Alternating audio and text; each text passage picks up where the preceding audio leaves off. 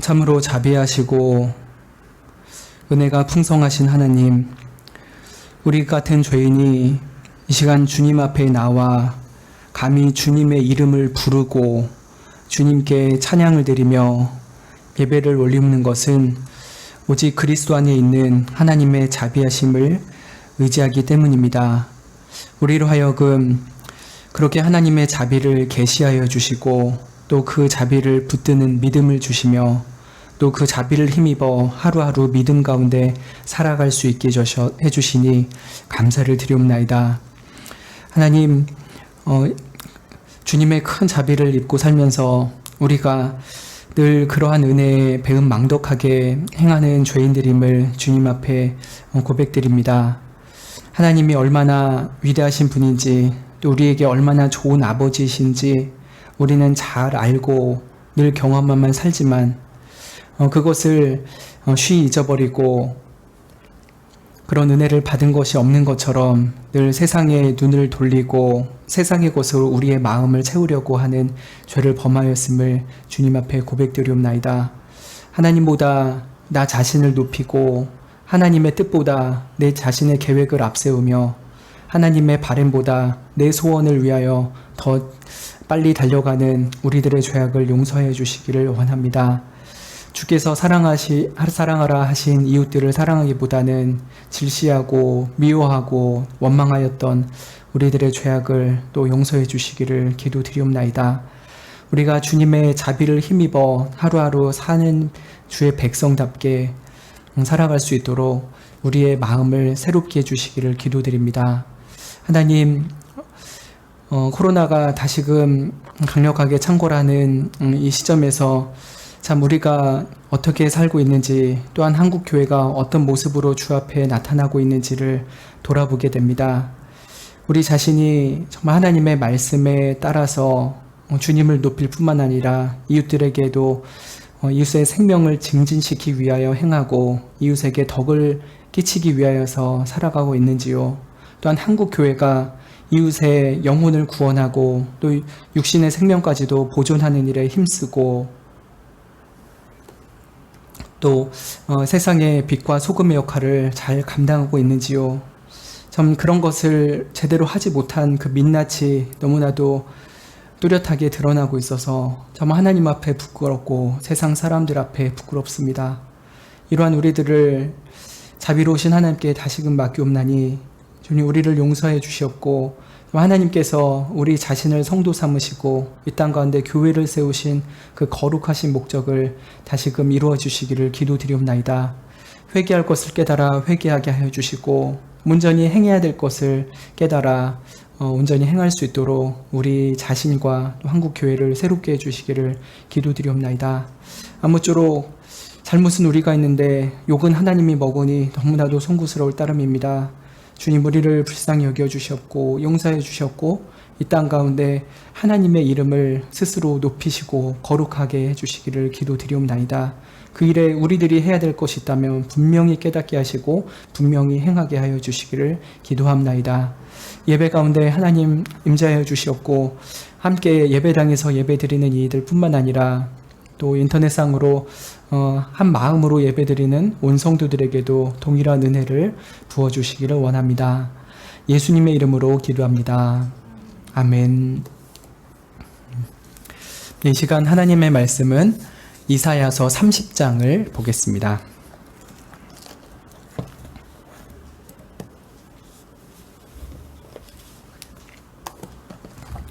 구약성경 1001쪽쯤에 있습니다. 이사야서 30장 15절부터 22절까지 교독하겠습니다.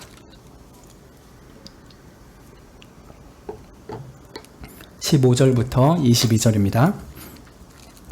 주 여호와 이스라엘의 거룩하신 자가 말씀하시되 너희가 돌이켜 안연히 처하여야 구원을 얻을 것이요 잠잠하고 신뢰하여야 힘을 얻을 것이오늘 너희가 원치 아니하고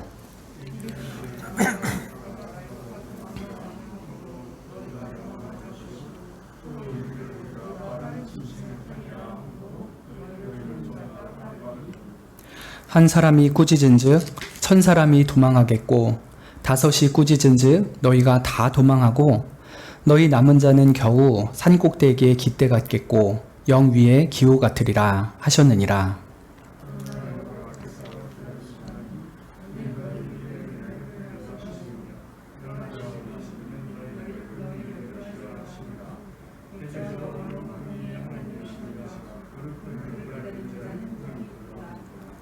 시온에 거하며 예루살렘에 거하는 백성아, 너는 다시 통곡하지 않을 것이라.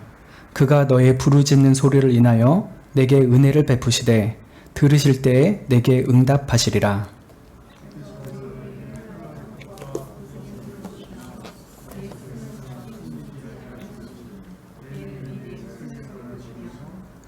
너희가 우편으로 치우치든지 좌편으로 치우치든지 내 뒤에서 말소리가 내 귀에 들려 이르기를 이것이 정론이 너희는 이리로 행하라 할 것이며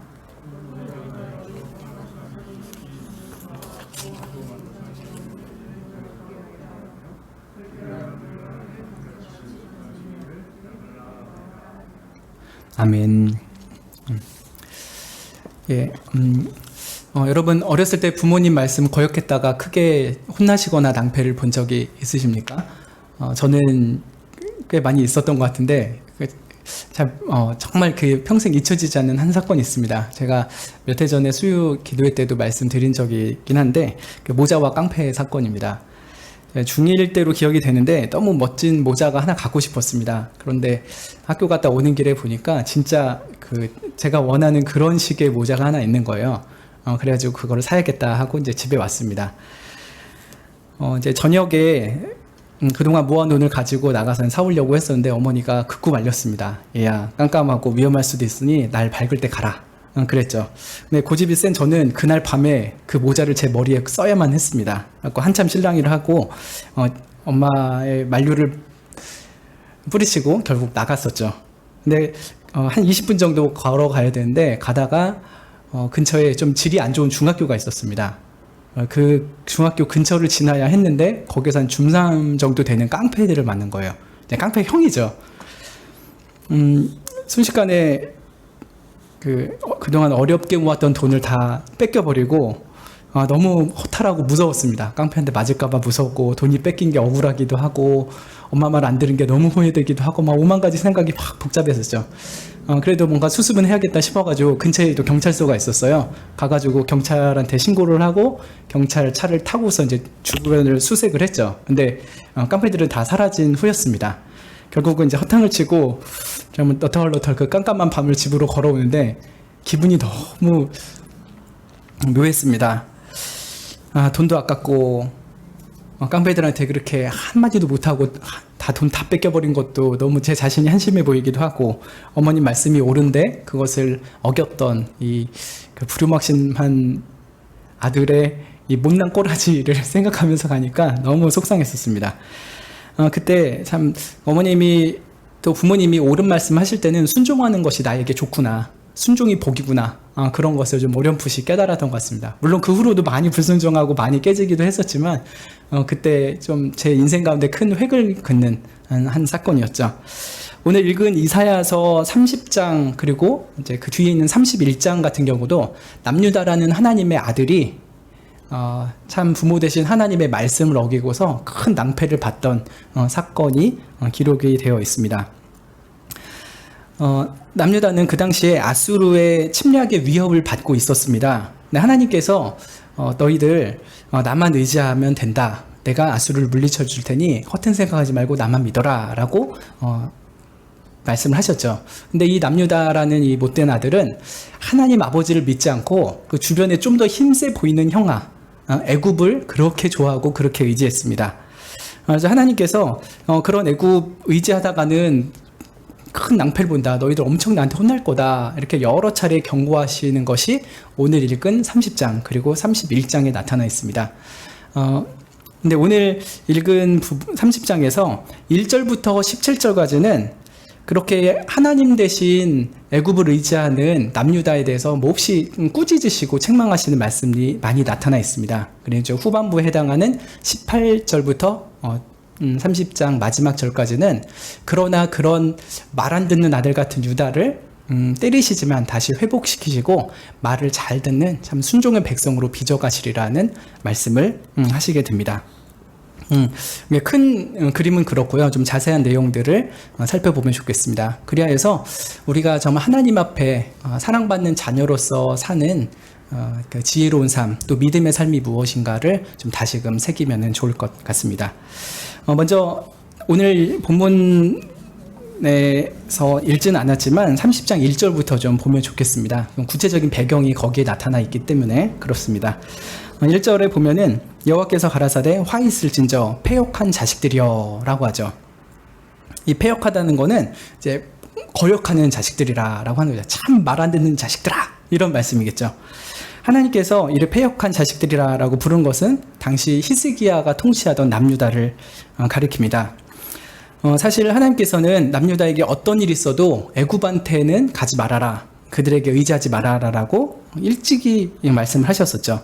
모세를 통해서도 왕된 자는 말을 많이 두지 말고 말을 많이 얻으려고 그 백성을 애굽으로 돌아가게 하지 말아라 라고 말씀하셨습니다. 이스라엘의 왕의 덕목 중에 하나는 애굽 같은 강대국을 의지하지 않는 것, 사람의 힘을 의지하지 않는 것이었습니다. 그리고 오직 하나님만 의지하는 것이 왕의 덕목이었죠. 왕이 그렇다는 것은 그의 모든 백성도 동일하다고 하는 것이겠죠. 그렇게 애굽을 의지하지 말라고 하셨는데 왜 하나님께서 그렇게 애굽을 의지하지 말라고 말씀하실까요? 두 가지 이유가 있을 것 같은데, 한 가지는 하나님께서 애굽으로부터 구원하셨던 그 과거의 은혜를 망각하거나 희석하지 못하게 하시는 것이라 생각이 듭니다.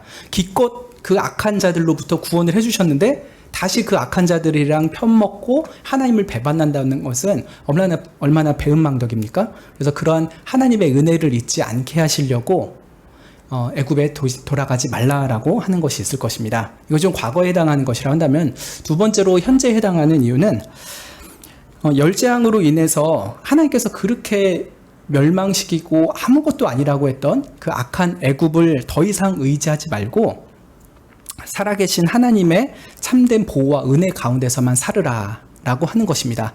과거에 너희들에게 주었던 그 은혜를 지금 현재도 주고 영원히 줄 터니 너희들의 은혜는 모자람이 없을 것이다. 그러니 애굽 같은 연약하고 악한 나라 의지하지 말고 영원히 나만 의지하면서 내 은혜와 보호 가운데만 살아라 라고 하는 것일 겁니다. 그래서 과거의 은혜뿐만 아니라 현재와 미래의 은혜까지도 오직 하나님 한 분 안에만 있기 때문에 애굽을 의지하지 말라라고 누차 말씀을 하시는 것이죠. 그러나 남유다 지도자들은 끝내 하나님의 말씀을 거역하게 되죠. 이때 히스기야도 이런 악한 모략에 동참했던 것으로 보는 게 맞을 것 같습니다. 우리가 흔히 생각하면 히스기야는 종교개혁을 일으켰던 아주 중요하고 신실한 왕인 것 같잖아요. 근데 자세히 보면은 중간중간 히스기야가 실수하는 장면이 나옵니다. 한두 번이 아니고 꽤 나와요. 근데 이번도 한편으로는 히스기야 마음속에는 하나님을 의지하는 마음도 있지만 애굽도 의지하는 마음이 있었을 것 같아요. 그리고 그 이하의 신하들 같은 경우에는 히스기야보다 믿음이 훨씬 없었으니까 전적으로 애굽을 의지하는 마음이 더 컸으리라 생각이 듭니다. 아무튼 간에 왕이나 신하들이나 여호와를 온전히 의지하기보다는 그래, 현실적인 준비도 좀 해야지, 믿음도 좋지만 또 이 땅의 준비도 나름대로는 해야겠지 하면서 애굽에 도움을 청하게 됩니다. 뒤에 이제 이사야 31장 1절에 보면은 도움을 구하러 애굽으로 내려가는 자들은 화 있을진저 그들은 말을 의뢰하며 병거의 많음과 마병의 심히 강함을 의지하고 이스라엘의 거룩하신 자를 앙모치 아니하며 여호와를 구하지 아니하거니와 라고 했습니다. 이들이 애굽에 가는 이유는 애굽의 빠른 말, 또 강력한 병거, 또 마병들을 의지했기 때문이죠. 그러면서 하나님을 의지하지 않고 하나님을 바라보지 않았던 것이 그들의 큰 패역함이었습니다. 그런 것에 대해서 하나님께서 이제 30장 2절에 이런 식으로 말씀하시죠. 너희들은 개교를 베풀지만 나 하나님으로 말미암지 않았다. 그들의 계획이 하나님으로부터 온 선한 계획이 아니라 악한 것이라고 하는 것이죠. 그래서 나름대로 살 궁리를 하는 것은 잘하는 것이지만 참된 도움이신 하나님을 배제하고 하나님의 뜻을 역주지 않은 것은 그들의 잘못이라는 것을 지적을 하십니다. 또 그들이 맹약을 맺으나 나의 신으로 말미암아 하지 않았다라고 하죠. 이스라엘이 남유다가 애굽과 어떤 그 동맹 결탁을 했었겠죠. 그것을 이사야서 28장 15절을 보면은 사망의 언약이라고 표현하는 것 같습니다. 즉 애굽이랑 결탁을 하면은 우리가 생명을 얻을 것이다라고 생각했지만 사실은 그것은 너희들 죽을 언약을 맺은 것이다 라고 말씀하는 것이죠. 정말 그들이 살 언약은 어디에 누구와 맺어야 합니까? 바로 하나님이죠. 하나님이 그들에게 일찍이 아브라함부터 해서 생명의 언약을 맺어 주셨죠. 하나님 안에만 거하면 그들은 생명을 얻을 수 있었지만 그들은 오히려 하나님을 떠나 애굽과 결탁을 맺으며 사망과 언약을 맺어버리는 그런 어처구니 없는 죄를 지은 것입니다. 또 2절 끝에는 그들이 바로의 세력 안에서 스스로 강하려 하며 애굽의 그늘에 피하려 하여 애굽으로 내려갔으되 나의 입에 묻지 아니하였으니 죄의 죄를 더하도다 라고 했습니다. 애굽의 그늘 밑에서 좀 쉬려고 하지만 애굽은 남유다를 가려줄 수 있는 그런 그늘이 아니었습니다. 진정한 그늘은 낮의 해도 또 밤의 달도 상치 못하게 하시는 전능자이신 하나님 안에서만 거할 때 진정한 그늘을 경험하게 되는 것이죠. 그래서 그들은 잘못된 그늘 밑에 들어갔다가 마치 낮의 해에 타 죽을 듯이 또 밤의 달에 얼어 죽을 듯이 큰 고통을 당하게 될 것입니다. 하나님께서 이렇게 남유다가 좀 동네의 센 형 같은 애굽을 의지하는 그 결과가 수치와 수욕으로 끝날 것임을 3절부터 5절에 걸쳐서 말씀을 합니다. 그러므로 바로의 세력이 그들의 수치가 되고 애굽의 그늘에 피함이 수욕이 될 것이라 이렇게 말씀을 하죠. 남유다에 있는 사신들은 그들이 가지고 있었던 그 재산들을 그 낙타와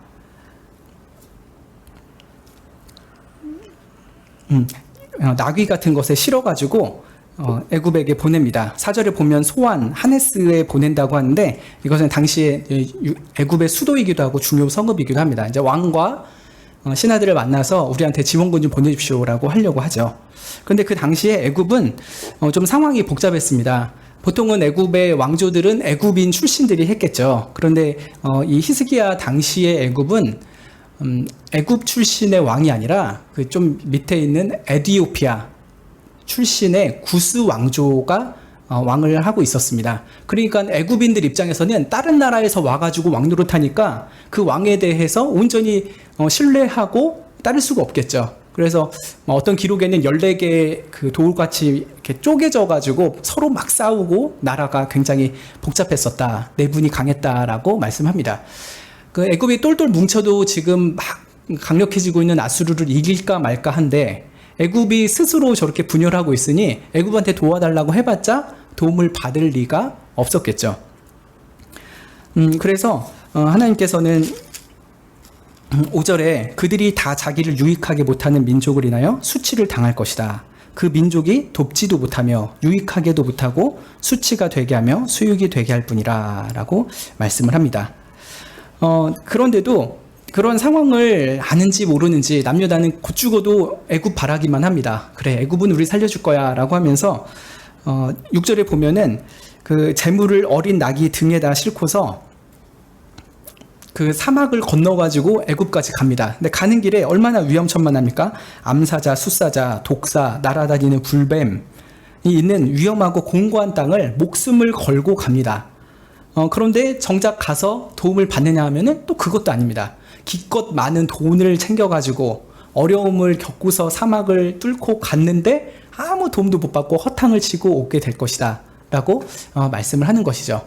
하나님께서 이 정도 말씀하면은 남유다가 좀 정신을 차리고 하나님 저희가 그렇게 힘든 일 안 하고 오히려 가까이 있는 예루살렘 성전에 올라가서 하나님께 온 마음을 다해서 기도하겠습니다. 그러니 우리를 도와주시오 하면 좋은데 그런 어리석음을 끝내 포기를 하지 않습니다. 그러면서 이 남유다 백성들은 하나님의 말씀을 듣기를 너무너무 싫어합니다. 이렇게 이사야 선지자를 보내서 말씀하는 것만 해도 그래도 계속 기회를 주시는 거잖아요. 그런데 끝까지 마다하고 또 마다합니다. 9절에 보면은 8절에 하나님께서 이사야에게 말씀하십니다. 너 백성 앞에서 서판에다가 기록을 해라. 그리고 책에다가 써가지고 후세에 영영이 읽게 해라. 라고 합니다. 근데 그 금속 서판, 책에다가 기록해야 될 내용이 무엇일까요? 바로 남유다가 얼마나 하나님께 거역하고 있는지, 그 못된 짓을 하고 있는지를 다 적으라고 하는 것입니다. 그래도 하나님이 어떻게 경고하셨는지까지도 다 적어내라고 하는 것이죠. 나중에 증거가 될 겁니다. 너희들이 이렇게 망한 것은 하나님 탓이 아니라 너희들 탓이다. 그러니 회개해야 된다. 그런 증거를 남기려고 하시는 것이죠. 이러한 남유다에 대해서 하나님께서 9절에 이는 패역한 백성이다. 거짓말하는 자식들이다. 여호와의 법을 듣기 싫어하는 자식이다. 라고 말씀합니다. 얼마나 하나님의 속을 썩이는 자식인지 모르겠습니다.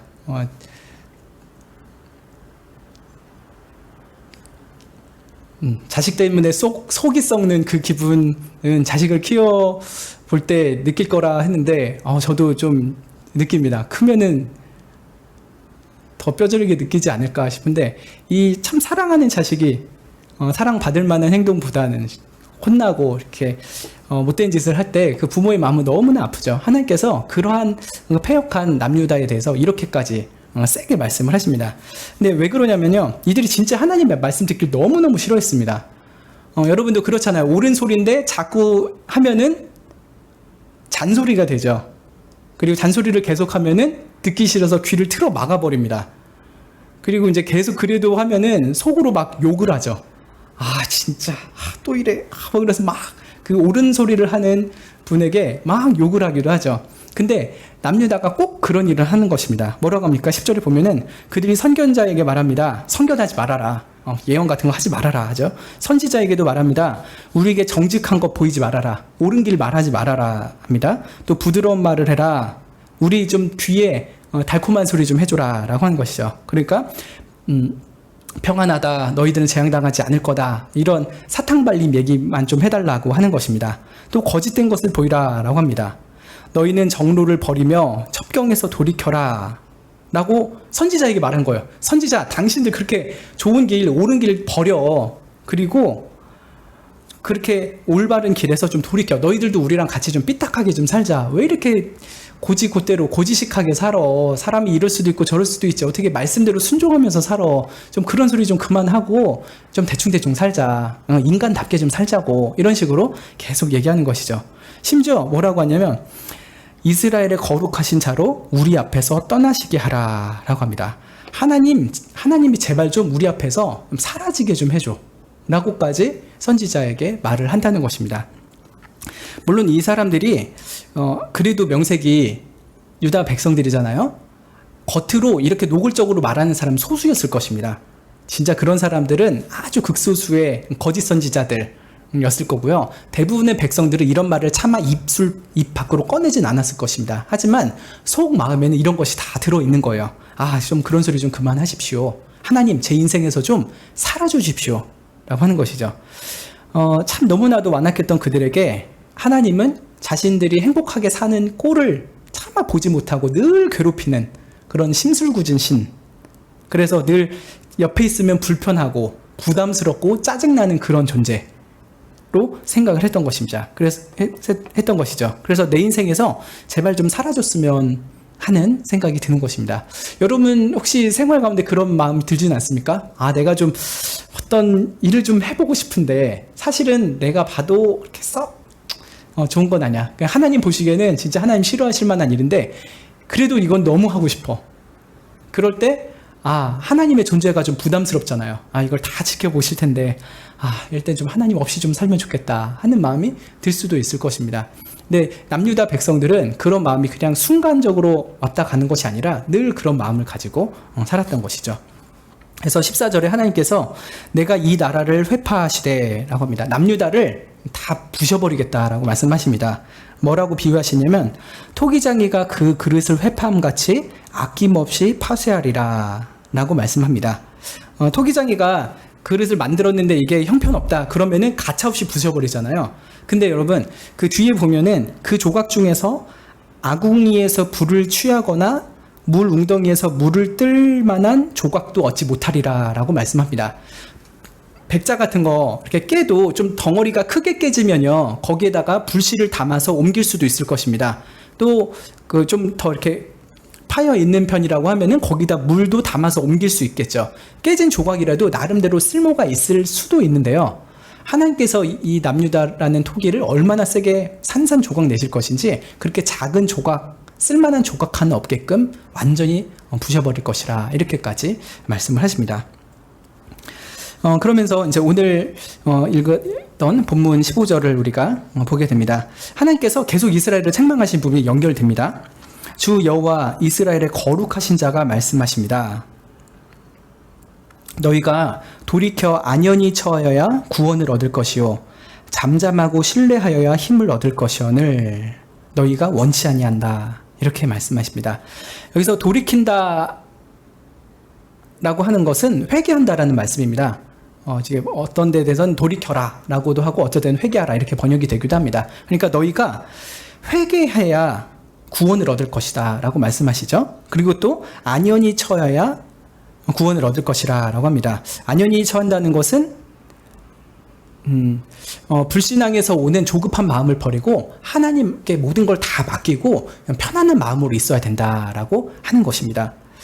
그들은 언약 백성이면서도 하나님께 거역하고 또 이웃들에게도 강포를 행하던 죄를 많이 지었죠. 그 죄된 길에서 이제는 돌이키고 하나님께로 와야 됩니다. 그리고 하나님께 자신들의 이 아수르한테 침략받을 어려운 상황을 다 내어 맡기고 주님, 예, 우리가 잘못했습니다.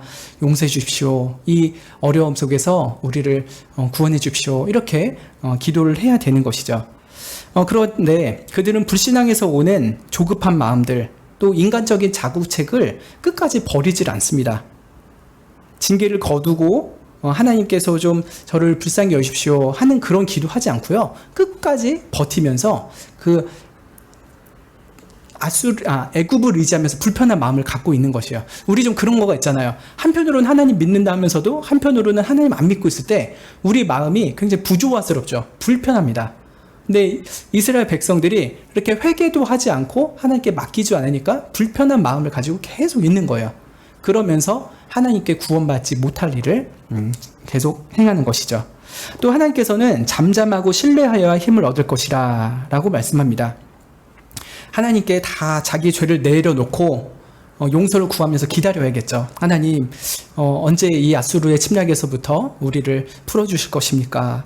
하면서 잠잠히 있으면서 또 하나님께서 회개하는 자에게 도우신다라는 것을 신뢰해야 되죠. 그럴 때 우리의 마음이 힘을 얻는 것이죠.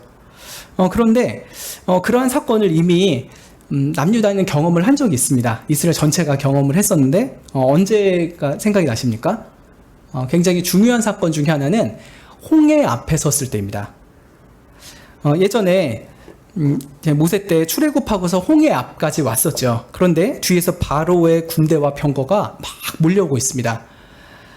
그때 이스라엘 사람들은 굉장히 마음이 불편했었습니다. 모든 사람이 그러진 않았지만 꽤 많은 사람들이 뭐라고 합니까? 모세한테 원망을 하는데요. 애굽에 매장지가 없어서 당신이 우리를 이끌어내서 이 광야에서 죽게 만들었냐? 이러면서 막 모세한테 뭐라고 했었죠. 그 마음이 크게 요동하고 그 죽음의 공포 앞에서 믿음을 다 버렸습니다. 하나님께서 지금 10가지의 재앙으로 이스라엘을 살려내셨잖아요. 그러면은 하나님께서 앞으로도 살려주시리라는 믿음을 가지면 참 좋았겠지만 참 인간인지라 연약하여서 그런지 완악하여서 그런지 그 큰 위기를 다시 맞이하게 되자 하나님을 믿는 마음을 싹 잃어버립니다. 그때 모세가 백성들에게 뭐라고 했습니까? 우리 참 유명하게 잘 알고 있는 말씀이죠. 너희는 두려워 말고 가만히 서서 여호와께서 오늘날 너희를 위하여 행하시는 구원을 보라 라고 했습니다. 두려워 말아라, 가만히 서라, 그리고 하나님이 하시는 구원을 봐라 라고 하는 것입니다. 너희들이 지금 뭐를 해야 되는 게 아니라 지금 너희들이 해야 되는 것은 딱 하나가 있으니 가만히 있으면서 하나님이 어떻게 하시는가 보는 것이다 라고 하는 것이죠. 그런데 그것을 본다는 것은 사실 그렇게 단순하진 않습니다. 그들의 마음 속에서부터 하나님을 온전히 신뢰할 때만 가만히 그 자리에 서서 하나님이 어떻게 하실지를 바라볼 수가 있는 것이죠. 그래서 속사람으로는 하나님만 간절하게 바라봐라, 하나님만 온전히 신뢰하라 라고 하는 말이 그것이죠. 그래서 너희들이 가만히 있으라 라고 하는 것은 그냥 마음도 아무것도 안 하라 하는 것이 아니라 오직 하나님께만 모든 소망을 두고 기다려라 라고 하는 것이었죠. 그리고 또 모세가 이어서 말할 때 여호와께서 너희를 위하여 싸우시리니 너희는 가만히 있을지어다 라고 말씀을 합니다. 결국 이 사건은 어떻게 귀결됐는지 잘 아시죠? 이스라엘 백성들이 모세의 말을 잘 들었는지 하나님의 그 감동이 있었는지 이스라엘 백성들이 정말 가만히 있었습니다. 그리고 결국 하나님께서 이스라엘 백성을 쫓아왔던 애굽의 군대가 다 바다에 빠져 죽게 만드는 것을 보았죠. 그 바다가 다시 닫히고 이 애굽의 군대들의 시체가 둥둥 떠다니는 것을 볼 때 정말 하나님께서 우리를 위해서 모든 것을 하시는구나. 내가 마음을 동동 구리면서 어떻게 할 수 없는 나 자신을 안타까이 여기거나 세상 것 의지하는 것이 아니라 모든 것을 하시는 하나님만 붙잡는 것이 우리의 구원이구나 하는 것을 온전히 깨닫게 한 사건이 있었습니다.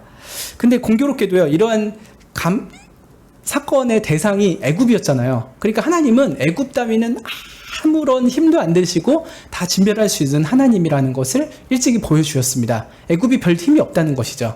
그래서 애굽을 의지하는 것도 참 헛된 일이고요. 앞으로 다가온다는 아수르를 두려워하는 것도 할 일이 아니었던 것입니다. 아수르를 두려워하지도 말고 애굽을 의지하지도 말고 오직 하나님만 두려워하고 하나님만 의지하며 기다리는 것이 이 남유다의 구원이고 힘이 되는 것이었죠. 근데 이 애굽은 그러한 참된 구원자 하나님을 의지하지 않습니다. 그런 걸 원하지 않고요. 16절을 보면 어떻게 합니까? 우리가 말 타고 도망하리라 라고 합니다. 애굽에서 좀 수입해왔던 빠른 말이 있었던 모양입니다. 그거 타고 애굽으로 도망가면 돼. 우리 동네에 센 형이 우리 지켜줄 거야. 이런 식으로 생각하면서 쪼로록 달려갑니다. 그런데 문제는 뭡니까? 16절 하반절에 너희를 쫓는 자가 더 빠를 것이라 라고 합니다. 아수르가 애굽의 말보다 더 빨리 쫓아와가지고 남유다를 진멸시킬 것이죠. 그래서 아수르의 한 사람이 꾸짖은 즉 남유다의 1000사람이 도망하고 5이 꾸짖은 즉 너희가 다 도망할 것이라 라고 합니다. 그리고 남은 사람이 좀 있는데 그들은 너무나도 적어가지고 마치 산꼭대기에는 깃발처럼 아주 극소수가 될 것이라 라고 말씀합니다. 그럼 우리에게 주시는 교훈이 무엇입니까? 하나님만이 참된 도움의 근원이시라라고 하는 것입니다.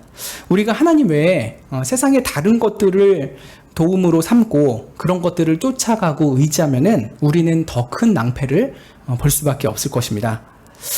근데 여기서 한 가지 좀 질문을 할 수가 있죠. 그러면은 하나님만 의지한다라고 했을 때 세상의 어떤 것도 의지하지 않고 도움을 받지 않아야 되느냐라고 하는 것입니다. 예를 들면은 코로나에 걸렸을 때 여러분 어떻게 하시겠습니까? 어떤 믿음이 아주 좋다고 하는 목사님처럼 코로나 걸려도 다 나서 이런 식으로 생각하면서 병원 안 가고 치료도 안 받으시겠습니까? 여러분이 깡패를 만났을 때 하나님만 도움이니까 나는 어떤 사람의 도움도 청하지 않겠어. 그러겠습니까? 악질 같은 사람을 만나서 법적인 손해를 받는데 나는 하나님만 믿으니까 변호사한테 안 찾아갈래. 이렇게 하시겠습니까? 마음이 너무 외롭고 괴롭고 힘든데 내 마음을 알아줄 분은 하나님 한 분밖에 없으니까 친구나 어떤 사람들 만나면 안 되는 겁니까?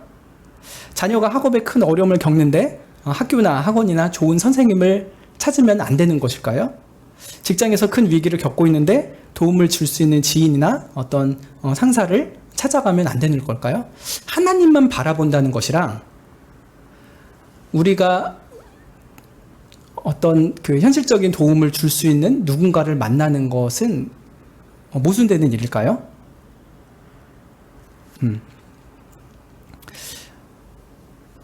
답을 말씀드리면 하나님만 의지한다고 했을 때 세상 것을 찾아가는 것이 옳을 때도 있고 틀릴 때도 있습니다.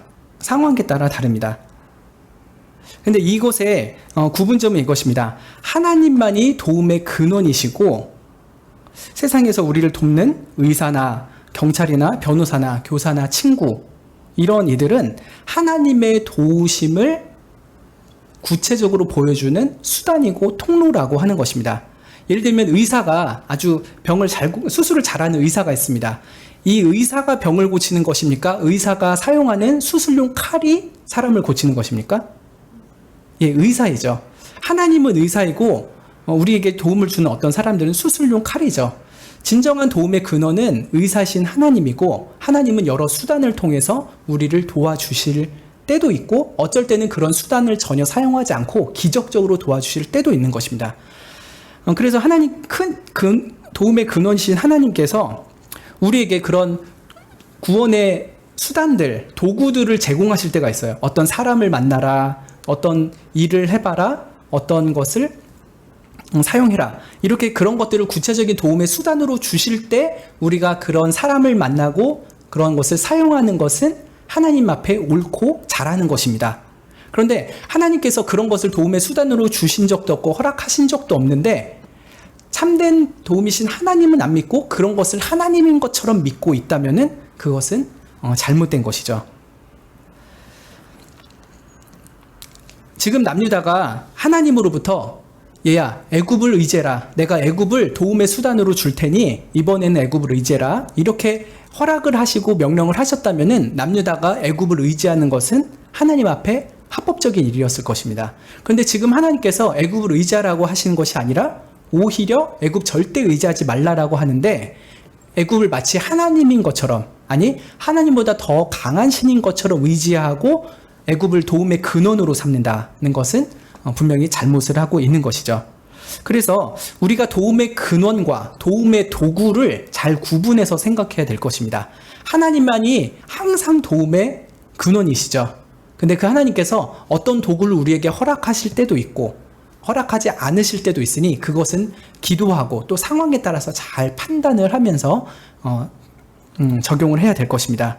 아무튼 우리에게 자주 외적인 수단을 사용하게 하십니다. 병에 걸리면 병원 가게 하시고 약도 먹게 하시죠.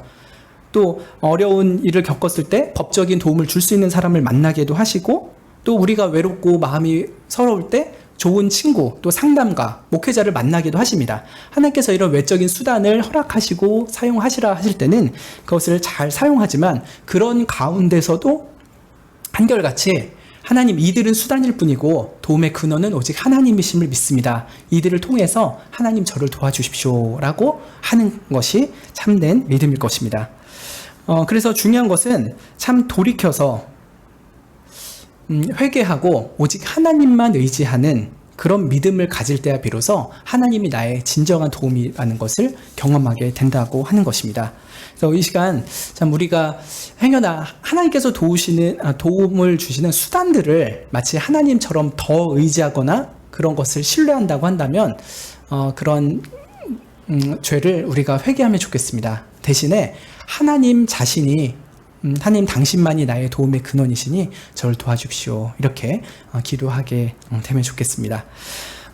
그리고 이제 18절부터 22절에서는 이러한 남유다처럼 못나고 아주 패역한 자식들에게 하나님께서 그래도 구원의 은혜를 베푸실 것을 말씀을 하십니다.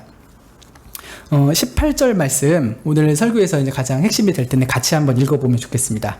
30장 18절 말씀입니다. 시작.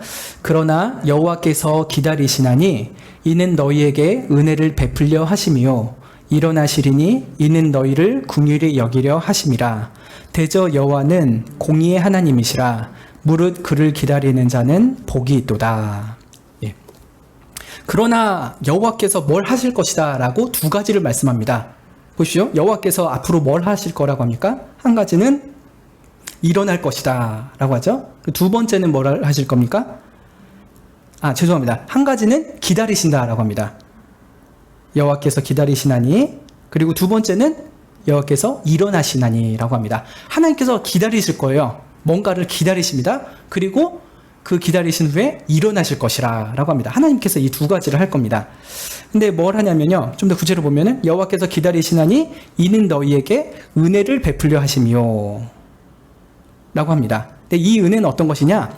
그들에게 회복의 은혜를 베푸시는 것입니다. 징계를 받는 시간 동안은 하나님께서 기다릴 것입니다. 그러나 결국은 그러한 징계를 통하여서 그들이 하나님이 어떠신 분인지 배우고 하나님 백성다운 삶이 무엇인지를 배우게 하시는 그런 은혜를 주실 것이라 라고 말씀하는 것이죠. 우리 자녀들이 뭔가를 잘못했을 때 충분히 교훈을 받기 전에 징계를 풀어주면은 아이들이 제대로 잘 배우지 못합니다. 제가 어렸을 때 잘못을 하면 저희 아버지가 주로 주셨던 벌은 손 들고 서 있기였습니다. 벽에 얼굴을 대고서 손 들고 서 있는 거예요. 이게 뭐 1, 2분이면 괜찮은데 나중에 이제 피가 쫙 밑으로 내려오면 저리잖아요. 그리고 근육도 뻣뻣하게 굳어가지고 너무 아픕니다. 그러면 이제 손이 내려오고 이렇게 처지죠. 그러면 아버지가 귀에 손 붙여. 이렇게 다시 또 올리죠. 근데 이게 너무 힘들어요. 그러다 또 내려오면 또 혼나고. 근데 이거를 뭐 1, 2분 하고서 딱 풀어주면은 제가 잘못한 것에 대해서 좀 뼈저리 깨닫지 못하기도 하겠죠. 뭐 1, 2분? 이 정도야 껌이지. 이러면서 아버지의 훈계를 우습게 여기고 다음번에 똑같은 잘못을 저지르는 것에 대해서 별로 두려움이 없을 것입니다. 그러나 한번 정말 따끔하게 혼나고 나면은 다시 내가 이러지 말아야겠다. 아버지 말씀 잘 들어야겠다. 이런 생각이 들겠죠.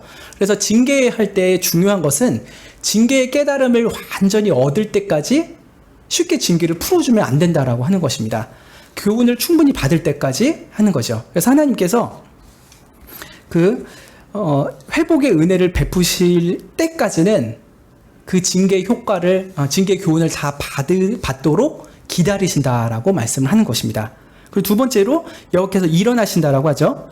이는 너희를 긍휼히 여기려 하심이라 라고 합니다. 여호와께서 일어나셔서 무엇을 하실 것이냐? 남유다를 핍박하는 아수르를 깨어 부수실 것입니다. 그럼으로써 남유다를 구원하시고 긍휼히 여기시는 것을 나타내실 것이죠.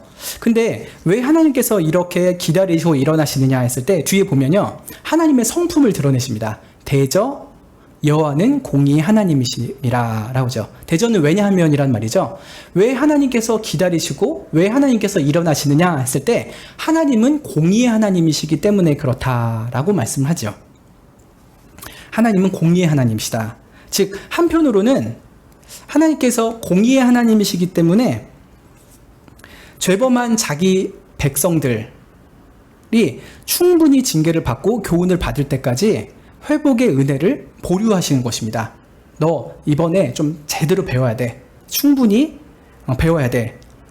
하면서 그들에게 하나님의 공의가 무엇인지를 깨닫게 하는 것이죠. 하나님의 말씀대로 살아가야 되는구나 하는 것을 충분히 깨달을 때까지 그 은혜를 보류하시는 것이 바로 하나님이십니다. 그래서 공의의 하나님이기 때문에 자식이 잘못된 것을 바로 잡는 일에 힘쓰시는 것이죠. 그래서 하나님은 기다리십니다. 또 두 번째로 하나님은 공의의 하나님이시기 때문에 일어나셔서 하나님의 교회를 핍박하고 그러면서 궁극적으로는 하나님까지 대적하는 아수를 가만히 두지 않으실 것입니다. 공의의 하나님이니까요. 그래서 하나님이 그의 공의의 토대를 두는 일로서 징계를 충분히 주시는 은혜를 베풀어 주시고 또 원수를 물리치시는 그런 긍휼을 베푸실 것이다 라고 말씀을 하십니다. 그래서 그런 하나님의 징계 때가 다 찰 때까지는 시간이 필요한 거예요. 그게 1년이 될지 2년이 될지는 모르겠지만 그 시간이 찰 때까지 하나님은 기다리십니다. 그래서 남유다에게도 뭐라고 하라고 하십니까? 남유다에게 무엇을 요구하십니까? 18절 하반절에 보면은 무릇 그를 기다리는 자는 복이 있도다 라고 하죠. 하나님이 징계 때가 완전히 찰 때까지 기다리고 계시니 너도 그때까지는 기다려야 된다. 그러면은 복을 받을 것이라 라고 말씀을 하는 것입니다. 그들이 받을 복은 무엇입니까? 19절에 보면은 원수로부터 구원하시는 것이 한 가지입니다. 마치 일어나서 원수를 물리쳐 주시는 것이 아까는 두 번째 순서인데 여기서는 첫 번째로 나오죠. 19절에 시온에 거하며 예루살렘에 거하는 백성아 너는 다시 통곡하지 않을 것이라. 그가 너의 부르짖는 소리를 인하여 내게 은혜를 베푸시되 들으실 때에 내게 응답하시리라. 이렇게 말씀하죠. 그래서 시온에 거하고 예루살렘에 거하는 자들아 너희는 다시는 통곡하지 않을 것이다. 아수르를 내가 물리쳐 줄 것이니 라고 하는 말씀을 하는 것입니다. 그리고 두 번째로 하나님께서 잠잠히 기다리는 자에게 주시는 은혜는 20절부터 22절에 있는데 믿음과 순종의 삶을 배우는 것입니다. 성화를 가르치시는 것이죠.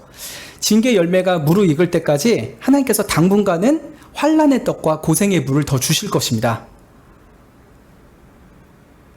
예, 손을 빨리 내리지 못하게 팔 들고 있어 손을 귀에 붙여라고 하는 것처럼 당분간은 좀 어려움을 겪게 두실 거예요. 그렇지만 나중에는 내 스승은 다시 숨기지 않을 것이라 라고 말씀합니다.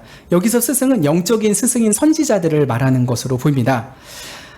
선지자들이 아예 안 나타났다가 이제는 나타나게 하시겠다 이렇게 말씀하시는 걸 수도 있겠는데, 이사야가 있는 것만으로도 영적인 스승이 전혀 안 보이게 하셨다는 것은 아닌 것 같아요. 오히려 너희 스승을 숨기지 않겠다라고 말씀하는 것은 이제 이스라엘 백성들이 선지자의 말을 알아듣게 하시겠다. 영적인 귀를 열어주고 영적인 눈을 떠서 선지자들이 하는 하나님의 말씀을 깨닫게 하는 때를 주시겠다라고 하는 것으로 이해하는 것이 더 좋을 것 같습니다. 그래서 하나님께서 장차 그들의 영혼의 스승을 보이시고 그들의 말을 듣게 하실 것이죠. 21절에 그들의 눈이 선지자를 보게 하실 것이라 라고 합니다. 그들의 눈은 이제 선지자를 보게 될 것이고요. 또 한편으로는 그들이 우편으로나 좌편으로 치우치면 그들의 뒤에서 말소리가 들린다고 합니다. 이것이 정로다. 정로는 바른 길이라고 하는 거잖아요.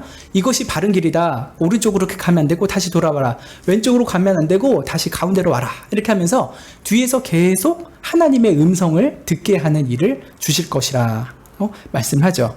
근데 전에는 이런 징계의 말씀 들을 때 어떻게 반응했었습니까?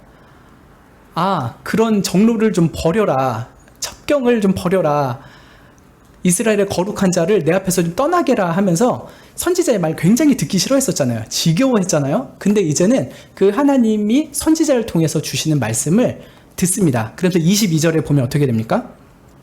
또 너희가 너희 조각한 우상에게 입힌 은과 부어 만든 우상에 올린 금을 더럽게 하여 불결한 물건을 던짐같이 던지며 이르기를 나가라 하리라 라고 합니다. 그들이 스스로 만들었던 우상, 이제 은으로 만들고 금으로 만들었던 것들, 그걸 다 우상을 이제 더럽히는 거예요. 그리고서 그것에 대해서 그걸 던지면서 나가라 라고 합니다. 예전에는 하나님 제 인생에 좀 나가주시오 라고 했던 이들이 이제는 우상들아 나가라 라고 합니다. 그럼 그들의 마음속에 누구만 모시겠다는 겁니까? 바로 하나님만 모시겠다라고 하는 것이죠. 이것이 하나님께서 남유다를 징계 속에서 한 번에 풀어내지 않으시고 일정 기간을 기다리신 목적입니다. 여러분 혹시 하나님의 어떤 징계 속에서 오랫동안 지치고 낙심해 있지는 않으십니까? 예전에 어떤 죄가 계속 그 죄를 용서를 받았지만 그 죄로 인한 교훈을 받게 하시려고 어떤 징계 속에서 있는지 모르겠습니다. 이런 순간에 우리가 반드시 잊지 말아야 될 것이 있습니다. 그것은 우리 하나님은 공의의 하나님이라고 하는 것입니다. 우리 아버지는 아주 공의로운 아버지십니다. 그래서 남유다처럼 세상 것을 의지하고 하나님을 온전히 의지하지 않는 죄를 우리가 짓고 있다면은 우리의 잘못과 그 불신앙을 뼈저리게 깨닫게 하시고 참된 믿음과 회개로 주님 앞에 돌아올 때까지 하나님은 기다리십니다. 우리가 그러한 징계를 받아야 될 기간이 1년이라면은 1년을 기다려야 될 것이고요. 우리가 그런 징계를 받아야 될 일이 10년짜리면은 우리는 10년을 기다려야 되는 것이요. 하나님께서 그때까지 기다리십니다. 왜냐하면 공의로우셔서 우리가 잘못한 것에 대해서 잘 깨닫고 다시는 그러한 범죄를 짓지 않아야겠다라고 하는 각성을 하게 하시는 것이죠. 물론 그 가운데서 정말 우리 막 죽을 듯이 그렇게 힘들게 하실 때도 있지만 그 가운데서도 그런 진노 중에서도 긍휼을 베풀어 주십니다. 아무튼 하나님께서 공의로우신 분이기 때문에 우리가 못된 것 배워서 나쁜 짓 할 때 하나님께서 징계하시고 그 징계를 충분히 받게 하시게 하시죠. 마치 뜨거운 용광로에서 정련되어서 불순물이 다 버려지고 정금과 같은 믿음을 갖는 사람 되게 하시려고 하나님은 기다리십니다. 그때까지 우리는 기다리면서 하나님께 회개할 것을 깊이 회개하고 또 내가 무엇을 새롭게 바꿔야 될 것인가를 깨닫고 그러한 변화된 삶을 살아야겠죠. 두 번째로 하나님은 공의로우신 하나님이기 때문에 우리를 징계하기 위해서 동원하셨던 악한 사람들을 적절한 때가 되면 반드시 응징해 주실 것입니다. 그런 일이 실제로 일어나진 않았지만 제가 그 모자 사러 갔다가 깡패를 만났다고 해봅시다. 하나님은 만약에 그때 하나님이 깡패까지 찾아가지고 깡패를 이제 경찰에 의해서 징계를 받게 하셨다라고 하면요, 하나님의 공의가 저에게 또 깡패에게 다 이루어지게 된 것일 겁니다. 저에게는 부모님께 순종하는 것이 합당하다는 것을 알리시는 공의로운 하나님이실 거고, 깡패에게는 저에게 못된 짓을 했던 것에 대해서 징계받게 하는 그런 공의를 행하시겠죠. 이런 것처럼 하나님께서 하나님의 자녀인 우리들이 어긋난 길로 행할 때 좀 정신 차리라고 우리에게 붙여주시는 악한 사람들이 있습니다. 그 사람들 분명히 악한 목적으로 우리를 괴롭히지만 하나님은 그것을 선한 목적을 이루기 위해서 사용을 하시는 것이죠. 그렇지만 결국에는 그들의 악한 목적과 악한 방법에 대해서 하나님은 반드시 심판을 하실 것입니다. 공의로우신 하나님이시기 때문이죠. 그래서 이 하나님의 기다림과 우리의 기다림의 시간 속에서 우리는 하나님만 신뢰하고 하나님의 말씀에만 순종하는 것이 얼마나 복이고 그것이 귀한 삶인가 하는 것을 우리의 영혼 깊이 새기게 됩니다. 온갖 악한 마음들, 우상숭배하는 것들, 하나님을 거역하고 못된 길로 치달았던 우리들의 죄를 버리고 하나님 앞에서만 사는 것이 무엇인가를 배울 때 참 그걸 배우는 데는 우리는 참 많은 시간이 필요한 것 같습니다. 솔직히 신앙생활 너무 단순한 거 아닙니까? 하나님만 믿고 순종하며 살아라. 이 한 문장이 우리 평생 70년, 80년, 100세 될 때까지 배워야 되는 한 가지인 것 같습니다. 하나님만이 우리의 주인이시니 하나님의 말씀에 순종하는 것이 우리의 참 복이다. 이것 배우는데 우리가 참 몇십 년을 걸려도 배울까 말까 하는 것 같습니다. 그렇지만 이 모든 징계들 속에서 우리가 그 징계를 받는 당시에는 즐겁지도 않고 슬프지만 후에는 이 징계로 말미암아 연달한 자에게 의의 평강의 열매를 주신다라고 히브리서에서 말씀을 하셨죠. 의로움 그리고 평강의 열매가 무엇인지를 우리에게 반드시 주실 것입니다. 그래서 하나님이 기다리시니 우리도 기다리라 라고 했을 때 우리가 정말 하나님의 징계가 혹시 있다면은 그것이 철회될 때까지 하나님 앞에 잠잠히 인내하면서 회개할 것을 돌이키고 주님 앞에 온전한 믿음으로 살아가게 되면 좋겠습니다. 예, 우리 자신에 대해서도 그렇게 적용하면 좋겠고요. 특별히 한국 교회를 위해서도 그렇게 적용하면 좋겠습니다. 참 안타까운 일인데 신천지 건도 그렇고 그 사랑제일교회로 인해서 터진 것도 어떻게 보면 한국 교회와 직간접적으로 다 연관되어 있는 것이죠. 한국 교회가 정말 하나님 앞에 바른 믿음을 배우고 바른 믿음을 가르치고 살았다면은 이 코로나로 인해서 이런 일이 이렇게까지 증폭되진 않았을 수 있겠다는 그런 안타까운 마음이 너무 많이 듭니다. 우리 자신을 위해서도 하나님의 징계가 있다면 속히 철회해 주시고 우리가 빨리 깨닫게 해달라고 기도해 주시면 좋겠고 한국 교회를 위해서도 꼭 그렇게 기도해 주시면 좋겠습니다. 기도하고 마치겠습니다. 하나님, 참 우리들의 삶 가운데 남유다처럼 하나님을 온전히 의지하지 아니하고 세상 것 의지하고 살아가는 죄악이 얼마나 많은지요. 우리를 불쌍히 여겨주셨고 주님께서 징계하실 때 하나님만 믿어야 된다는 참 도리를 속히 깨닫고 주님 앞에 돌아올 수 있도록 은혜를 주시기를 원합니다. 우리 자신뿐 아니라 한국교회 전체가 하나님이 어떤 분인지를 바로 알 때 특별히 공의의 하나님이심을 바르게 알아 그 하나님의 뜻대로 살아갈 수 있게 해주시옵소서. 예수님의 이름으로 기도드립니다. 아멘. 예, 주님께서 가르쳐주신 기도 아름으로 수요일 저녁 기도회를 마치겠습니다. 하늘에 계신 우리 아버지여, 이름이 거룩히 여김을 받으시오며 나라의 임하옵시며 뜻이 하늘에서 이룬 것 같이 땅에서도 이루어지이다. 오늘날 우리에게 일용할 양식을 주옵시고 오늘 이렇게 죄 지은 자를 사하여 준 것 같이 우리 죄를 사하여 주옵시고 우리를 시험에 들게 하지 마옵시고 다만 악에서 구하옵소서. 대개 나라와 권세와 영광이 아버지께 영원히 있사옵나이다. 아멘.